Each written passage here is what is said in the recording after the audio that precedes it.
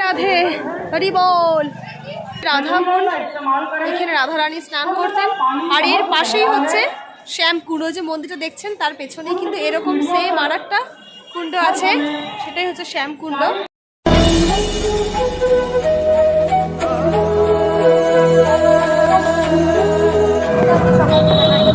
এখন আমরা বৃন্দাবনে আছি। বৃন্দাবনে আমরা এখন গোবর্ধন পর্বতকে পরিক্রমা করছি। আমরা এখন গোবর্ধন পর্বত পরিক্রমা করছি টোটোতে। ছোট বাচ্চা থাকায়, বয়স্ক মানুষ থাকায় আমাদের দলে আমরা হেঁটে হেঁটে পরিক্রমা করতে পারছি না, যার জন্য আমরা টোটোতে গোবর্ধন পর্বত পরিক্রমা করছি। গোবর্ধন পর্বত সম্পর্কে সকলেই তোমরা জানো। বৃন্দাবনে যখন ঝড় জল তুফান এসছিল সেই সময় শ্রীকৃষ্ণের যুগে, তখন শ্রীকৃষ্ণ কেনি আঙ্গুলের ওপর গোবর্ধন পর্বত ধারণ করেছিল এবং ব্রজবাসী, ব্রজধামের সকল মানুষ আশ্রয় নিয়েছিল সেই গোবর্ধন পর্বতের নিচে। গরু, পশু পাখি, ময়ূর, বন্ধু বান্ধব সকলে নিজের প্রাণ রক্ষা করেছে শ্রীকৃষ্ণের এই কেনি আঙ্গুলের ওপর গোবর্ধন পর্বত যখন নিয়েছিল। আমরা পরিক্রমা করব আগে গোবর্ধন পাহাড় বা পর্বত, তারপরে আমরা সেখান থেকে যাব রাধাকুণ্ড আর শ্যামকুণ্ডতে স্নানের জন্য। রাধাকুণ্ড শ্যামকুণ্ডের মাহাত্ম্য আছে অনেক। আসুন আমরা জেনে নিই আর আপনাদের সাথে ছোট্ট করে শেয়ার করি। সাথে থাকুন, ভিডিওর পাশে থাকুন, অবশ্যই আপনাদের ভালো লাগবে ভিডিওটি।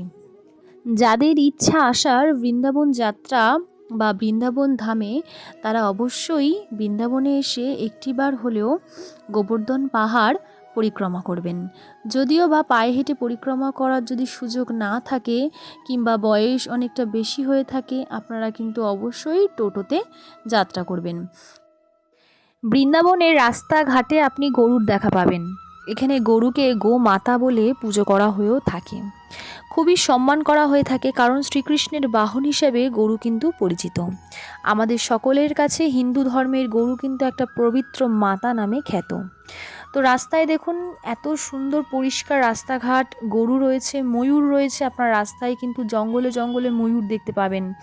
আশেপাশে যেদিকে তাকাবেন ছোট বড় ময়ূর। ময়ূর কিন্তু ঠান্ডার সময়টা বেরায়, বিশেষ করে ভোরের বেলা।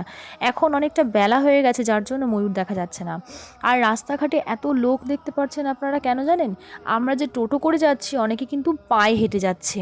এই গোবর্ধন পর্বত সম্পর্কে আপনাদের যে ছোট করে বললাম, এই গোবর্ধন পর্বতকে অনেকে পরিক্রমা করে পায়ে হেঁটে, অনেকে আবার দণ্ডি কাটে, শুয়ে শুয়ে দণ্ডি কেটে কেটেও অনেকে কিন্তু পরিক্রমা করে। তো দেখুন কত মানুষ যাচ্ছে। আর গোবর্ধন পর্বত যেহেতু ভেতরে, আর রাস্তাঘাট কিন্তু গোবর দিয়েই লেপা রয়েছে। দেখুন রাস্তাগুলো কিন্তু পুরো গোবর দিয়ে লেপা রয়েছে। মানুষের পায়ে হেঁটে যেতে খালি পায়ে কোনো সমস্যা হবে না, কোনো নোংরা নেই রাস্তায়, খুবই পরিষ্কার পরিচ্ছন্ন রাস্তা। আর একই রকম গাছ দেখুন চারিপাশটায় দেখতে পাচ্ছেন। নিধিবনে আপনারা যেই গাছ দেখতে পাবেন, এই গোবর্ধন পর্বতেও কিন্তু আপনারা সেই একই গাছ দেখতে পাবেন। এটাই আমার কাছে খুব অবাক করা ব্যাপার, যে এই গাছগুলো এমন কি গাছ, অন্য কোনো গাছ কিন্তু দেখতে পাবেন না, শুধু এই গাছ আর এই গাছে ভরা বৃন্দাবন। তো দেখুন আমরা সেই রাস্তা দিয়ে যাচ্ছি। এই রাস্তা অতিক্রম করলেই আমরা চলে যাব শ্যামকুণ্ড, রাধাকুণ্ড। বর্তমানে এই কুণ্ড দুটি অবস্থিত উত্তরপ্রদেশের মথুরার কাছে গোবর্ধন জেলার অরিতা গ্রামে।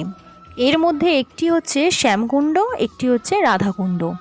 এই দুটো কুণ্ডতে অনেক রকমের লীলা হতো সেই সময়। আর সেই লীলাগুলো কে করতো জানো?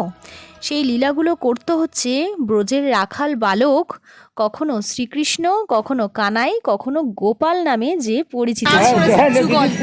সেই রাধা কুণ্ডতে আমরা যাচ্ছি এখন পায়ে হেঁটে।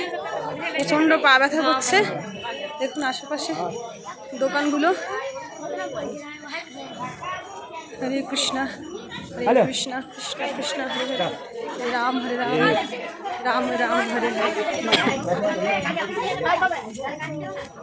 শ্রীকৃষ্ণের খুব সুন্দর সুন্দর জামা এখানে পাওয়া যায়, দেখে মনে হচ্ছে কিনা। এই রাধাকুণ্ড শ্যামকুণ্ডতে প্রচলিত কিছু কাহিনী কথা আছে, ছোট্ট করে আপনাদের সাথে সেটি শেয়ার করি। প্রচলিত কাহিনী অনুসারে মথুরার নরেশ কংস কৃষ্ণকে হত্যা করতে একের পর এক রাক্ষসকে পাঠান। ছোট্ট কৃষ্ণ সেই সব দুর্ধর্ষ সব রাক্ষসকে একাই বধ করে। সব রাক্ষস পরাজিত হলে কংস অরিষ্ঠাসুর নামে এক রাক্ষসকে পাঠান শ্রীকৃষ্ণকে আবার বধ করাতে। সেই সময় শ্রীকৃষ্ণ মাঠে গরু চড়াচ্ছিল। বাছুরের রূপ ধারণ করে অরিষ্ঠাসুর গরুর দলের সাথে মিশে যায়, আর গরুর দলের সাথে মিশে গিয়ে কৃষ্ণকে হত্যা করার সুযোগ খুঁজতে থাকে। কিন্তু কৃষ্ণকে বধ করার সুযোগ না পেয়ে সে ছোট্ট ছোট্ট বাছুরগুলোকে হত্যা করতে থাকে। আর গরুর দলে লুকিয়ে থাকা অসুরকে চিনতে পেরে কৃষ্ণ তাকে মাটিতে আছড়ে হত্যা করেন। রাধে হরি বল। এই ঘটনার কথা জানতে পেরে রাধা বললেন যে দানব হলেও অরিষ্ঠাসুর তখন গরুর রূপ ধারণ করেছিল, আর গো হত্যা করা মহাপাপ। এই পাপ থেকে মুক্তি পেতে কৃষ্ণকে সব তীর্থ দর্শন করতে হবে। রাধার কথা সঠিক মনে হলেও কৃষ্ণ বললেন যে সব তীর্থ দর্শন করা সম্ভব নয়। এর সমাধান পেতে তিনি দেবর্ষি নারদের কাছে যান। নারদ তাকে বলেন, হে প্রভু, আপনি এই বিশ্ব ব্রহ্মাণ্ডের নিয়ন্তা, সব তীর্থই আপনার সঙ্গে যুক্ত। আপনি সব তীর্থ একত্রে আহ্বান করুন, যাতে তারা জলের রূপ ধারণ করে ব্রজে এসে মিশে যায়। সেই জলে আপনি স্নান করলেই গোহত্যার পাপ থেকে আপনি মুক্তি পাবেন। নারদের কথা শুনে কৃষ্ণ সব তীর্থ একত্রে ব্রজে আহ্বান করে জানান। কৃষ্ণর বাঁশি দিয়ে মাটি খুঁড়ে এই কুণ্ড নির্মাণ করেন। সব তীর্থ জলের রূপ ধরে সেই ব্রজের সেই কুণ্ডে এসে মিলে যায়। কৃষ্ণের গায়ের রং অনুসারে এই কুণ্ডের জলের রং ঘোর কালো। এখানে স্নান করে গোহত্যার পাপ থেকে মুক্তি পায় শ্রীকৃষ্ণ। এটি শ্যামকুণ্ড নামে পরিচিত। এই দেখে রাধাও নিজের চুড়ি দিয়ে একটি মাটি খুঁড়ে কুণ্ড নির্মাণ করেন, আর এটি হলো সেই রাধাকুণ্ড বা কঙ্গন কুণ্ড নামে পরিচিত। রাধার গায়ের রং অনুসারে এই কুণ্ডের জলের রং সাদা। এই দুই কুণ্ডে জলবিহার করতেন শ্যাম ও রাধা।